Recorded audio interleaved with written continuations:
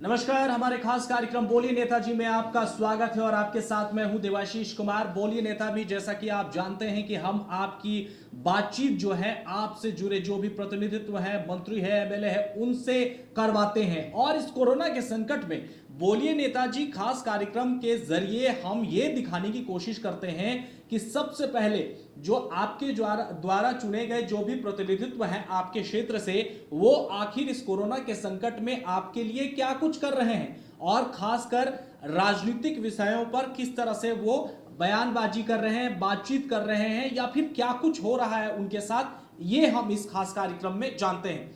तो चलिए, इसी कड़ी में आज हमारे साथ हमारे स्पेशल गेस्ट मौजूद हैं। झारखंड के जामताड़ा से कांग्रेस के विधायक हैं डॉक्टर इरफान अंसारी साहब। इरफान अंसारी साहब, बहुत स्वागत है हमारे खास कार्यक्रम में। धन्यवाद सर। इरफान साहब, मैंने बहुत पहले भी आपसे बातचीत की थी और आपसे बातचीत करके मैं पर्सनली कह रहा हूं कि बहुत अच्छा लगता है मुझे। और सबसे पहले मेरा सवाल ये रहेगा इरफान साहब कि इस कोरोना के संकट में आप चूंकि जामताड़ा से विजय हुए हैं, जामताड़ा के विधायक हैं और इस वक्त आप काफ़ी चर्चा में भी रहते हैं, चाहे वो न्यूज़ के जरिए हो या सोशल मीडिया के जरिए हो या अपने बयानबाजी को लेकर के हो। इसकी चर्चा हम बाद में करेंगे, लेकिन मेरा सबसे पहला सवाल इस कार्यक्रम में यही होता है कि इस लॉकडाउन में आप जनता के लिए क्या कुछ कर रहे हैं? देखिए, कोविड-19 को लेकर जिस तरह से अचानक पूरे देश में आपदा आ गई और ख़ास करके झारखंड में जिस तरह से आपदा आया, इसको लेकर हम लोग तैयार नहीं थे। चुनाव जीतने के बाद हम लोग को लगा कि हम लोग डेवलपमेंट करेंगे, बजट सत्र भी था। उसके बाद ही अचानक ये महामारी फैल गया और बड़े पैमाने पर संक्रमित हो गया हमारे झारखंड। उसको लेकर पूरे मोदी जी ने अचानक लॉकडाउन कर दिया। लोग समझ नहीं पाए, जो लोग अपने घर से बाहर थे वहीं रह गए। और उसके बाद हम सबको ये समझ में नहीं आ रहा था कि हम लोग करें तो क्या करें। और उसके बाद जब धीरे धीरे लोग पैनिक होने लगे, उनके परिवार जो लोग फंस गए वो लोग भी पैनिक होने लगे। सरकार का जो गाइडलाइन था वो हम लोग को भी समझ में नहीं आ रहा था, तो लोगों को कैसे समझ में आएगा।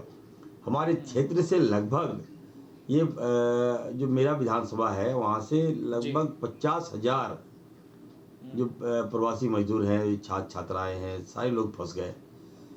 लगातार हम पे दबाव आने लगा कि हमको बचाइए, हमको यहाँ से ले चलिए। और इसको लेकर आपने देखा होगा कि मैंने अपने अकाउंट से लगभग 13 लाख रुपया, अपने अकाउंट से मतलब अपना पैसा मैंने दिया। 25 लाख रुपए जो विधायक निधि का था वो भी मैंने दे दिया। और मुख्यमंत्री के जो ऐप के माध्यम से जो पैसा भेजना था, और मैंने सबसे ज़्यादा लोगों को हमने दिलाने का काम किया। यहाँ तक कि मैंने ट्विटर के माध्यम से सभी राज्यों के मुख्यमंत्री से मेरी बात हुई, चीफ सेक्रेटरी से मेरी बात हुई, और जहाँ तक मेरे लोग थे वहाँ तक हमने अनाज पहुँचवाने का काम किया। हमारे जो रिश्तेदार हैं उन लोगों ने भी मदद किया। लेकिन व्यवस्था ये हुई कि हम उसकी मदद लाएँ कैसे, उन लोगों को लाने में कई बार बकझक भी हो रहा है हम लोग का, और इसमें कोई सहयोग नहीं कर रहा है मुझे। केवल एक मुख्यमंत्री जी हैं झारखंड के और मैं लगा हुआ हूँ। लेकिन कभी कभी मुझे आश्चर्य इस बात का होता है, बहुत विडम्बना इस बात की है कि भारतीय जनता पार्टी के लोग का कोई योगदान नहीं रहा इस कोविड-19 में।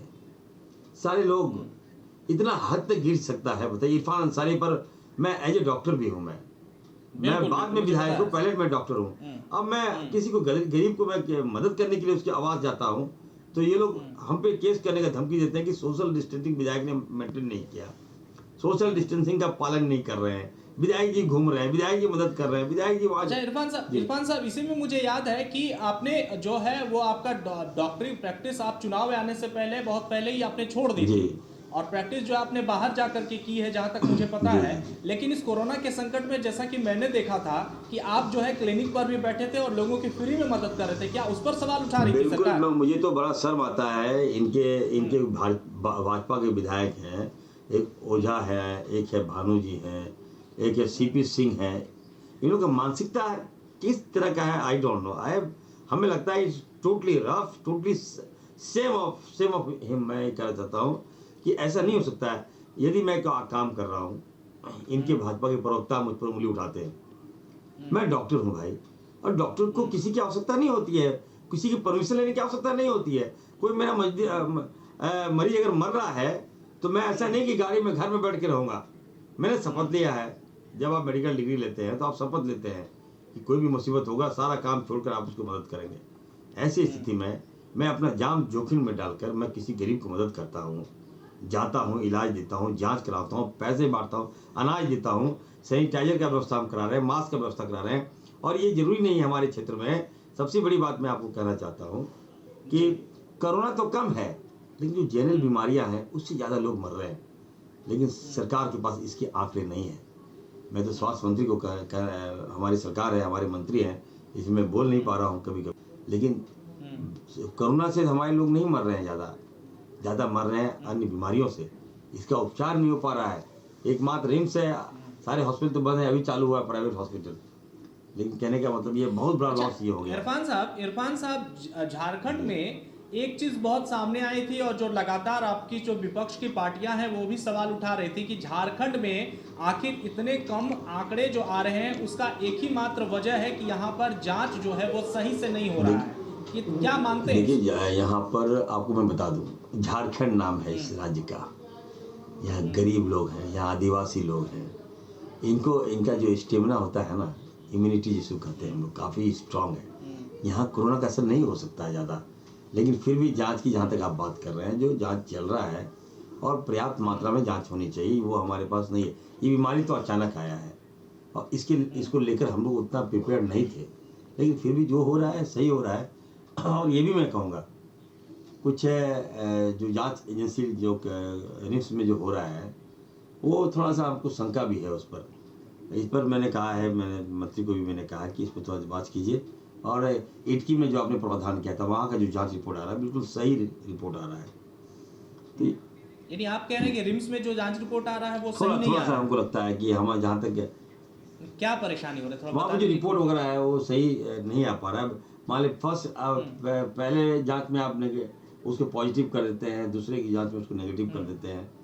तो कहीं ना कहीं मान लीजिए अगर जांच रिपोर्ट सही नहीं आएगा तो कि मान लीजिए किसी को सस्पेक्ट हो गया कि he is suffering from corona, और वो तो मान लीजिए उसको तो आप लोग क्वारंटाइन कर दिए, एडमिट कर दिए, तो उसके परिवार में, उसके आसपास समाज में जहाँ वो रहता है उस गांव में क्या फील होगा। वो अगर मान लीजिए बच्चा स्वस्थ होकर जाएगा भी तो क्या समाज उसको अडॉप्ट करेगा? जिंदगी भर उनको लांछन लगा रहेगा कि हाँ इसको कोरोना था। तो मैं ये कहूँगा कि मेडिकल को थोड़ा सा सीरियसनेस और होने की आवश्यकता है, और जो भी जांच हो तो बिल्कुल फेयर हो जांच। अगर हमें एपरेटिस लेनी है, मशीनें खरीदनी है तो खरीदें, सरकार खरीदे, अच्छे मशीन खरीदे, और जांच जब हो तो बिल्कुल एकदम फेयर जांच होनी चाहिए, तभी उसको फ्लैश करनी चाहिए। एज ए डॉक्टर मैंने सजेशन दिया था सरकार। अच्छा इरफान साहब, आपने आपकी ही बात को लेकर के मैं आता हूं। आपने पहले कहा कि लॉकडाउन जो है वो सरकार ने अचानक लगा दिया, तो इसके बारे में थोड़ा सा विस्तार से बताइए ना कि अचानक लॉकडाउन कैसे लग गया, क्या कुछ हुआ? आप लोग, आपकी जो पार्टी है दिल्ली में वो भी सवाल उठा रही है। मैं इसलिए कर रहा हूँ कि देश के जो प्रधानमंत्री जी है, मोदी जी है ना, ये लगभग 7 साल हो गया है इनका कार्यकाल, इनका 7 साल हो गया। लेकिन विडम्बना इस बात की है कि आप देश के प्रधानमंत्री हैं, आपको लोगों ने चुना है, आप पे जनता काफ़ी विश्वास करती है, तो आप कोई भी फैसला लेते हैं, कोई भी नीतिगत आप फैसला लेते हैं, तो जब विपक्ष आपका है तो सबके राय से कोई फैसला लें, अचानक फैसला मत लीजिए। और आपको लॉकडाउन की इतना ही चिंता था, आपने कर्फ्यू लगा दिया, देश में कर्फ्यू लगाया। तो देश के हमारे पूर्व जो कांग्रेस की पार्टी के अध्यक्ष राहुल गांधी ने आपको 2 महीना पहले कहा था कि नहीं आप लॉकडाउन कीजिए, कोरोना फैल रहा है। आपने उनकी बात को मजाक में उड़ा दिया, इनके सांसद ने सारी बातों को मजाक में लिया। तो कहने का मतलब ये है, जब सही समय था आपने किया नहीं, अचानक आपने इसलिए लॉकडाउन को नहीं पालन किया कि देश के जो ट्रम्प जी आए थे, उनके साथ जो लोग आए थे, कोरोना सबसे पहला इंडेक्ट गुजरात में हुआ जहाँ तक मेरी जानकारी है। और जब ट्रम्प के जो बॉडीगार्ड थे, जब वो यूएस गए तो उस जहाँ वो लोग यूएस में उनकी मौतें हो गई। तो मेरा तो मानना है कि ट्रम्प ने देश में, हिंदुस्तान में ट्रम्प ने ही देश में कोरोना फैलाया। इरफान साहब, ये तो एक बहुत नया मामला फिर से आ गया। नहीं, मेरी जानकारी जहाँ तक है मैं कह रहा हूँ, लेकिन मैं ये कहना चाहता हूँ कि कोरोना फैलाने वाले ये लोग हैं। उसके बाद आपने मध्य प्रदेश को सरकार गिरा दिया, सरकार बनाने के लिए आपने 23 दिन लगा दिए। इससे पहले कोरोना अगर आप समय ले लेते कि हाँ हम लॉकडाउन करने वाले हैं, आपको मैं बता दूं भाई साहब, मैं तो बिलोंग करता हूं गांव से। गांव में बिल्कुल बिल्कुल। क्या स्थिति है मालूम है आपको? हम्म, भारतीय जनता पार्टी के लोग देखना नहीं चाह रहे हैं। उनके कार्यकर्ताओं को कहा घुसेगा तो लोग कहते हैं कि नहीं, हम लोग उग्र हो रहे हैं। माँ बाप पैनिक है। माँ बाप को औलाद चाहिए, परिवार को अपना बाल बच्चा चाहिए। आज मजदूर लोग पैदल चल रहा है, हजारों हजार किलोमीटर पैदल चल के घर आ रहा है, उस पर सरकार को तरस नहीं आता है। अच्छा इरफान साहब ये बताइए ना कि झारखंड में जो है आपकी सरकार है, आप लोग साथ में हैं, जी तो झारखंड में जो है वो कोरोना को लेकर के हेमंत सरकार बढ़िया काम कर रही है कि नहीं? बिल्कुल। देखिए हेमंत सोरेन जी को मैंने कहा है कि एक नई सरकार का गठन हुआ, उसके बाद एक युवा मुख्यमंत्री इतना अच्छा कार्य, सबसे पहला उन्होंने ट्रेन लाया, मजदूरों को एक विश्वास जगा कि नहीं अगर हमें कोई मदद कर सकता है तो हेमंत सोरेन मदद कर सकते हैं। वो प्रयास भी कर रहे हैं, लेकिन क्या करेंगे वो? सारी संस्थाएं तो केंद्र की है, रेल तो केंद्र का है, और ऐसे में केंद्र पैसा वसूल रहा है राज्य सरकार से। अब मजदूर कौन? मजदूर के कारण ही ट्रेन है ना। ट्रेन को बनाया किसने? हमारे लेबर ने बनाया, हमारे मजदूरों ने बनाया। बिल्कुल। आज जब मजदूर को आवश्यकता है ट्रेन की, तो क्या ट्रेन हम नहीं देंगे? हम पैसा मांगेंगे उससे, हम किराया लेंगे उससे? ये अच्छी बात नहीं है। और मैं कहूँगा कम से कम केंद्र सरकार को सद्बुद्धि दे। ट्रेन में जंग लग जा रही है, इंजन खराब हो जा रहा है। जहाँ से मैं विधायक हूँ वहाँ इंजन बनता है, और वहाँ के जो एक्सपर्ट लोग कह रहे हैं विधायक जी अगर हमारा इंजन चलेगा नहीं तो देश को काफ़ी लॉस हो जाएगा, इंजन चलवा दीजिए। ऐसे में केंद्र सरकार अगर फ्री में मजदूर को ला देती है तो कौन सा आपका कितना लॉस हो जाएगा?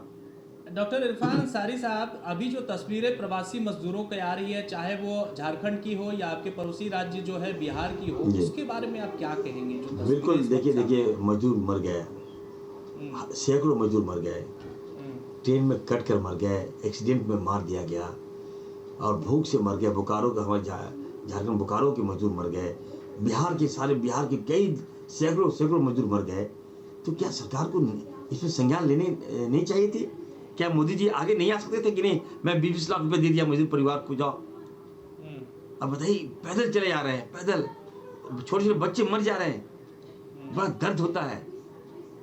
क्या करें? क्या हम क्या कर सकते हैं? अगर हमें लगता है कि जो कुछ अगर हमें देना पड़े, किडनी तक मुझे बेचना पड़े तो मैं बेच दूंगा उन लोगों के लिए। लेकिन कम से कम जब हम ये सोच सकते हैं तो क्या मोदी जी नहीं सोच सकते हैं?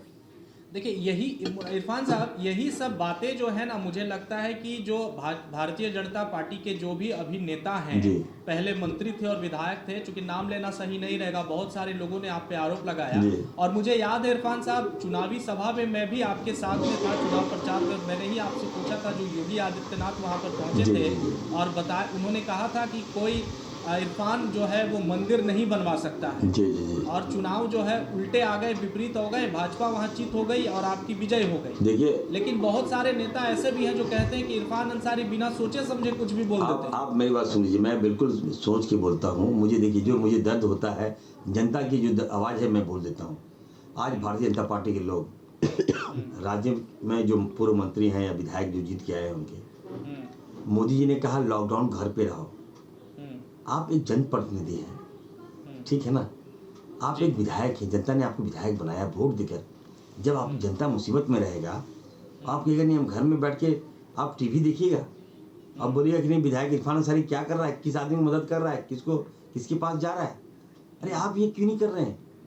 आपको याद होगा साहिबगंज के एक विधायक हैं अनंत ओझा, जी बिल्कुल।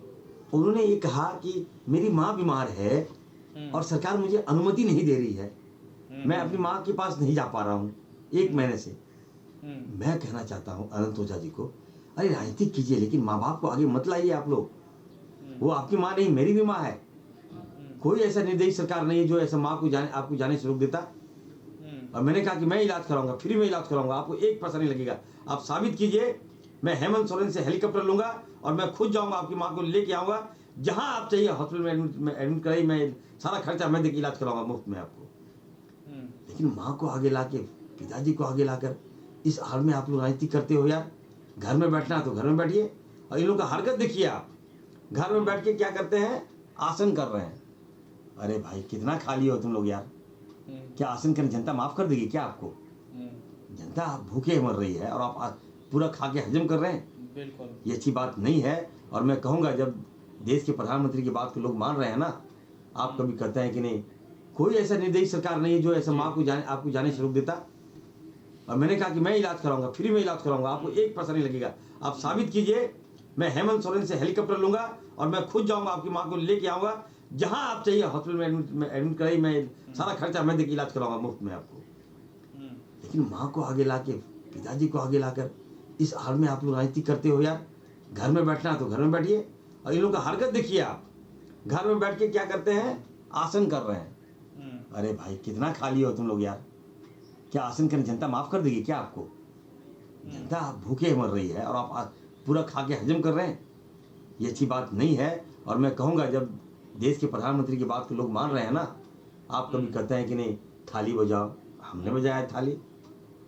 आप कहते हैं कि बर्तन घुमाओ, बर्तन चमकाओ, दीप जलाओ, अगरबत्ती जलाओ, लाइट बुझा दो, सारा हम लोग फॉलो किया आपकी बातों का। कि लगा कि नहीं मोदी जी सही कर रहे हैं, आप दर्द दे रहे हैं तो दवा भी आप दीजिएगा। लेकिन यहाँ हो क्या रहा है, केवल आप दर्द पे दर्द दिए जा रहे हैं, दवा देने का नाम ही नहीं है आपके पास। तो दवा तो कौन देगा, तो इरफान अंसारी देगा। तो ये बात भाजपा को खलता है। और मैं कहूँगा भाजपा को, आइए सामने जनता के बीच आइए, कोई लॉकडाउन नहीं है। इन लोगों को तो एक बहाना मिल गया है घर में रहने का और जनता से दूर रहने का।